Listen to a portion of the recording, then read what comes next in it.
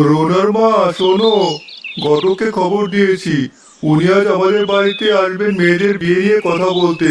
তুমি মেয়েদের বলো ঘর দুয়ার গুছিয়ে নিজেরা যেন একটু পরিপাটি হয়ে থাকে। ঠিক আছে, কোনো চিন্তা করো না তুমি, আমি গিয়ে এখনই বলছি। রুনা, রিমা, শোন, আজ বাড়িতে ঘটক আসবে তোদের দেখতে।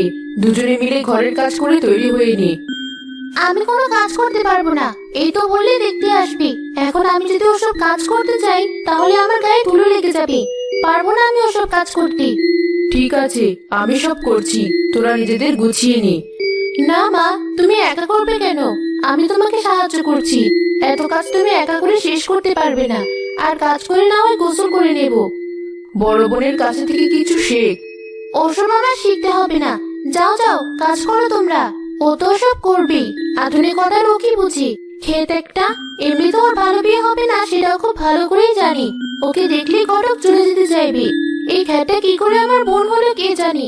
যাই হোক, আমি আমার ফেসিয়ালটা করে ফেলি। এখন এগুলো ভেবে নিজের মন খারাপ করা যাবে না।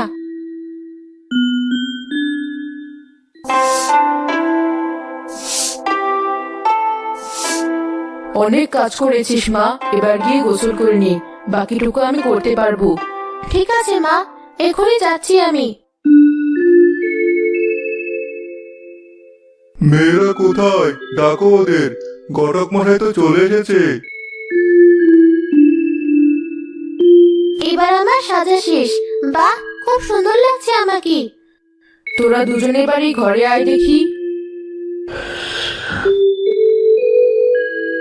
এই তো, এই দুজন আমার মেয়ে। ও বড় মেয়ে রুনা, আর ও হলো ছোট মেয়ে রিমা। বাহ, আপনার দুজন মেয়ে তো বেশ সুন্দর। আমার কাছে ভালো এক পাত্র আছে, সে পাশের এলাকার জমিদারের ছেলে। আপনি চাইলে আপনার বড় মেয়ের জন্য আমি কথা বলতে পারি। জমিদারের ছেলের সাথে? বেশ বেশ, আপনি তাহলে তাই বলুন, আমার আপত্তি নেই। তবে আমার ছোট মেয়ের জন্য ছেলে দেখুন, ওকেও আমরা বিয়ে দেব। বেশ তো, আমার হাতে আরো এক ছেলে আছে। সে বড্ড ভালো এক ছেলে। আমার জীবনে আমি তার মতো কোনো ছেলে দেখিনি। সে আমাদের গ্রামের শেষ মাথায় মসজিদের ইমাম। ছেলেটার বাবা মা কেউ নেই। মাদ্রাসায় পড়া শেষ করে এখন ওই মসজিদের ইমাম হয়ে আছেন। ছেলেটার আপন কেউ নেই, তাই তার বিয়ের দায়িত্বটা আমি নিয়েছি। তা আপনি যখন দুজন মেয়েরই বিয়ে দিতে চাচ্ছেন, তাহলে আপনার ছোট মেয়ের সম্বন্ধটি তার সাথে করব। সে তো বেশ ভালো, আপনি তার সাথেও কথা বলুন তাহলে। আমি তাহলে এবার আসি। তো ওই জায়গায় কাল কথা বলে তারপর আপনাকে জানাবো। এবার আমার চিন্তা কিছুটা কমে এলো। সে তো তোমার কমবে, বড় মেয়েকে জমিদার বাড়ি বিয়ে দিচ্ছ, চিন্তা কমবে না? এ কি, এভাবে কথা বলছিস কেন তুই?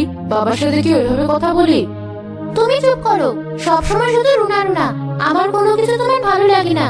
এখন আমাকে বলছো আমি কিভাবে কথা বলছি, কিন্তু বাবা যখন আমার জন্য এক এতিম ছেলের সাথে সম্বন্ধ করা নিয়ে কথা বললেন, তখন তুমি চুপ করেছিলে কেন? ওকে এমন বাজে আর খ্যাত দেখতে, তোমরা ওকে জমিদার বাড়ি বিয়ে দেবে, আর আমাকে কিনা একজন এতিম মানুষের সাথে। বাবা, আমি তোমার কাছে কখনো কিছু চাইনি, কিন্তু আজ যা চাইবো তোমাকে আমায় সেটা দিতে হবে। কি চাস মা, তুই বল, আমি তাই দেব। ঘটককে বলে ওই জমিদারের ছেলের সাথে তুমি রিমার বিয়ের ব্যবস্থা করো। আমি সেই এতিম ছেলেকে বিয়ে করতে রাজি। বেশ মা, তাই হবে। রিমা, এখানেও তুই ছোট মনেরই পরিচয় দিলি। আমি তোর জন্য দোয়া করি মা, ওই এতিম ছেলের কাছেই তুই খুব ভালো থাকবি। সে তোমরা যত যাই বলো না কেন, আমি তো জমিদার বাড়ির বউ হব। খুব সুখে দিন কাটবে আমার।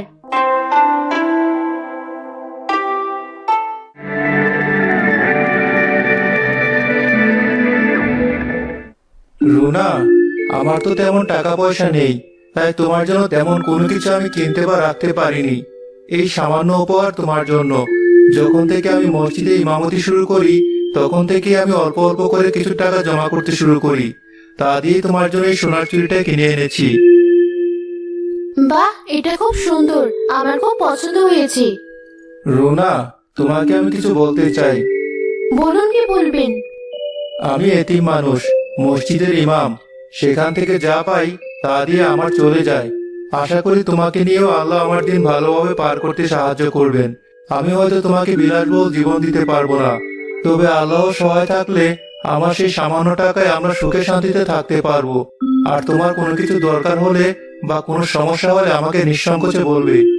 আপনি কোনো চিন্তা করবেন না, আমার কোনো অসুবিধা হবে না। সেই কখন থেকে বসে আছি একা একা, এখনো উনি এলো না কেন? আর একটু অপেক্ষা করি। আমার মতো এমন সুন্দর এক বউ পেয়েছি, সেই খুশিতে হয়তো কিছু কিনতে গেছি। অনেকটা সময় তো পার হয়ে গেল, এখনো আসছে না কেন? এভাবে আমি একা একা আর কত সময় বসে থাকবো? একবার বাইরে গিয়ে কারোর সাথে কথা বলে দেখি। বাইরেও কাউকে দেখতে পাচ্ছি না কেন? কেউ আছেন? কোথায় সবাই? একই, তুমি এই রাতের বেলা এভাবে চিৎকার করছো কেন? চিৎকার করবো কেন? আমি তো আপনাদের ডাকছি। তোমার এত বড় সাহস, বাড়িতে এসে আমার মুখে মুখে কথা বলছো? জানো না আমি জমিদার গিন্নি? কিন্তু আমার স্বামী কোথায়? সে এখনো ঘরে আসেনি, আমি তাকেই খুঁজছি। ভুলে যেও না, তুমি একজন জমিদারের ছেলের বউ, তাই সে কোথায় তার হিসাব কেউ তোমাকে দেবে না। তার যখন ইচ্ছে সে আসবে, আর যখন ইচ্ছে যাবে। এসব নিয়ে কোনো প্রশ্ন করা চলবে না। আমি তার বিয়ে করাবো, সে আমাকে রেখে এভাবে থাকতে পারে না। শোনো মেয়ে, জমিদার তার ছেলে মেয়েরা সবই পারে। তোমার মতো একটা মেয়ের সাথে এসব নিয়ে আমরা কথা বলে সময় নষ্ট করতে পারবো না। আমার ছেলের সাথে তোমার বিয়ে দিয়েছি বলে নিজেকে মহারানী ভেবো না। ঘরে চলো গিন্নি, এই ছোট লোক মেয়ের সাথে কথা বলে সময় নষ্ট করতে হবে না। এটা কি হলো আমার সাথে? এত জোর করে জমিদারের ছেলেকে বিয়ে করলাম, কিন্তু তারা আমার সাথে কেমন ব্যবহার করছে? কি করব আমি এখন?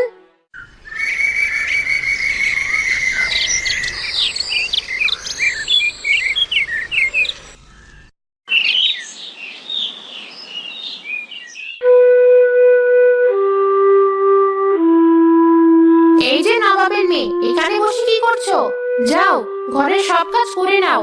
আজ থেকে বাড়িতে আর কোনো কাজের মেয়ে আসবে না, সব কাজ তোমাকেই করতে হবে। ওই তো আমার স্বামী চলে এসেছি।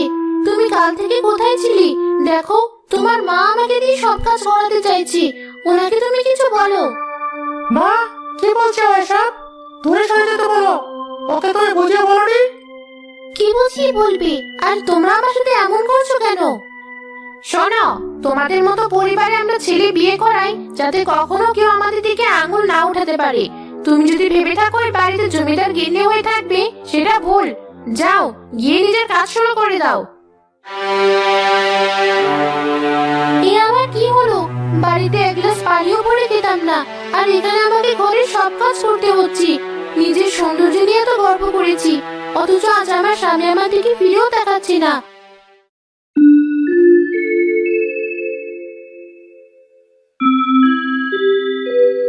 ঘুম থেকে উঠতে মনে হচ্ছে অনেক বেশি দেরি হয়ে গেল।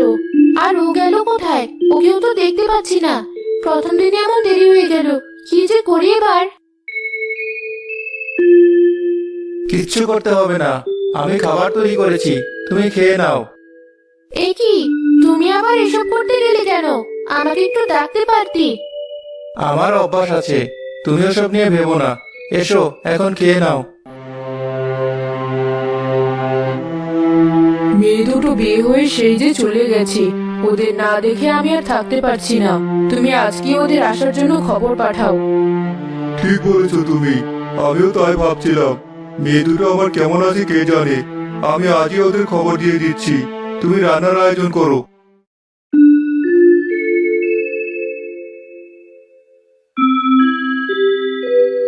আমার বাবা খবর পাঠিয়েছেন যেতে, তুমি যাবে না আমার সাথে? আমাকে কি তোমার ভিখারি মনে হয় যে তোমার বাড়িতে যাব? তোমার বাপের বাড়ি, তুমি যাও। তোমার কি কোনো আক্কেল নেই? তুমি এই কয়দিন এখানে থেকে বুঝতে পারোনি আমরা যেসব খাই, যেভাবে থাকি, তোমার বাবা ওসব কোনোদিন চোখেও দেখেনি। তাহলে কি করে ওখানে গিয়ে আমার ছেলে থাকবে? তুমি একাই যাও, এই ঘরে আনা যে ফলগুলো রয়েছে এসব নিয়ে যাও। এমনিতে তো তোমরা এগুলো কখনো চোখে দেখোনি, তাই আর অন্য কিছু কেনার দরকার নেই, এগুলোই নিয়ে যাও। আর শোনো, কালকে কিন্তু চলে আসবে, এসে ঘরের সব কাজ করবে। বাবা অভি, তুই নাকি কোথায় বন্ধুদের সাথে ঘুরতে যাবি? যাওয়ার আগে তোর বাবার সাথে দেখা করে যাস, তোর জন্য টাকা রেখেছি। কোথায় ছিলে তুমি? সে কখন থেকে তৈরি হয়ে বসে আছি, এদিকে তোমার কোনো খবর নেই। আরে প্রথমবার শ্বশুর বাড়িতে যাব, তাই একটু বাজার করতে হবে না, তাই একটু দেরি হলো। চলো এবার। এত জিনিস, ফল, মিষ্টি, মাছ, মুরগি, তুমি এত জিনিস কেন কিনতে গেলে? এখন কিন্তু তুমি কথা বলে দেরি করছো, তাড়াতাড়ি চলো দেখি। ওই তো আমার মেয়েরা চলে এসেছে। এ কি রিমা, জামাই কোথায়? আসলেও জমিদারের ছেলে, বুঝই তো কত কাজে ব্যস্ত থাকে। আজ আবার শহরে একটি গুরুত্বপূর্ণ কাজে গেছি, তাই আসতে পারিনি। পরে আসবে। এই নাও, এই ফলগুলো রাখো। মা, এগুলো নিয়ে যাও। তোমরা ঘরে এসো।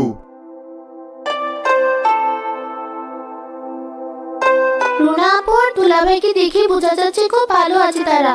এদিন বলে আমি তাকে বিয়ে করলাম না, অথচ সে কত কিছু নিয়ে এসেছে, আর আমার স্বামী তো আমার সাথেই এলো না। যাক, এসব ওদের বুঝতে দেওয়া যাবে না। এই রিমা, কি ভাবছিস? এই দেখ, তোর দুলাভাই বিয়ের দিন এটা আমাকে উপহার দিয়েছে। এই সামান্য চুড়ি দিয়েছে, তাই আবার আমাকে দেখাচ্ছ? আমাকে তো কত কিছু দিয়েছি, কিন্তু পরে আসেনি। যদিও তো দামি দামি গয়না হারিয়ে যায়। এবার তোদের গল্প শেষ করে খেতে আয়।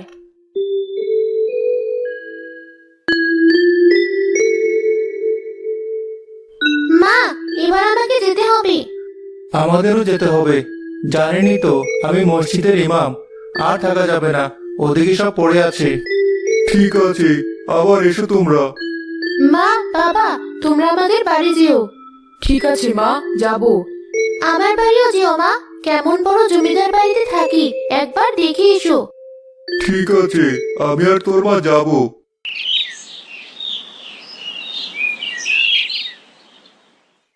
এই যে চলে এসেছেন মহারানী, এত দেরি করলে কেন? এদিকে কত কাজ পড়ে আছে, এখনই সব কাজ করে নাও। আপনার ছেলে এসেছে? তার আসতে বেশ কিছুদিন দেরি আছে, ওখানে সে কিছুদিন থাকবে। এখন কথা না বাড়িয়ে কাজে হাত লাগাও। এভাবে অপমানে অবহেলায় দিন পার হতে লাগলো রিমার। ওদিকে রোনার দিন কাটছিল সুখে শান্তিতে। বলছি, চলো একবার রিমার বাড়ি গিয়ে ঘুরে আসি। জামাই এলো না, মেয়েটাও গেছে বেশ অনেকদিন হলো। ওদের বাড়ি দেখে আসি, আর জামাইকেও না হয় সাথে নিয়ে আসবো। বেশ তো, তাই চলো তবে। আপনারা আপনাদের এই বাড়ি দেখে আসতে বললো? আসলে বাবা, কেউ বলেনি, তোমাদের দেখতে এসেছি। আর বিয়ের পর তুমি একবারও আমাদের বাড়ি যাওনি, তাই তোমাকে নিতে এসেছি। সব বুঝেছি, আমাদের ছেলেকে বোলানোর কায়দা খুঁজছে। বড়লোক দেখে এরা মেয়ে বিয়ে দেয় নিজেদের স্বার্থের জন্য। আপনারা এসব কি বলছেন? মা, বাবা, তোমরা আমাকে এখান থেকে নিয়ে চলো। এখানে তোমাদের অপমান আমি আর দেখতে পারছি না। পরে তোমাদের সব বলবো। হ্যাঁ যাও, কিন্তু এ বাড়িতে আর ফিরে এসো না। মা, চলো রুনা আপুর বাড়ি যাই, তারপর আমরা বাড়িতে যাব। রিমা, বাবা মা, তোমাদের এমন লাগছে কেন? এসো এসো, ঘরে এসে বসো। আপু, তুই আমাকে ক্ষমা করে দিস। আমি তোকে অনেক অপমান করেছি। লোভে আমি ওই জমিদারের ছেলেকে বিয়ে করেছিলাম, কিন্তু বিয়ের পর একদিনও আমি সুখ পাইনি। কষ্ট পাস না বোন, কিন্তু আমি আর এই বাড়িতে যাব না। আমি বাবা মার কাছেই থাকবো। তাই থাকবি, তুই আমাদের মেয়ে, সারা জীবন তুই আমাদের কাছেই থাকবি।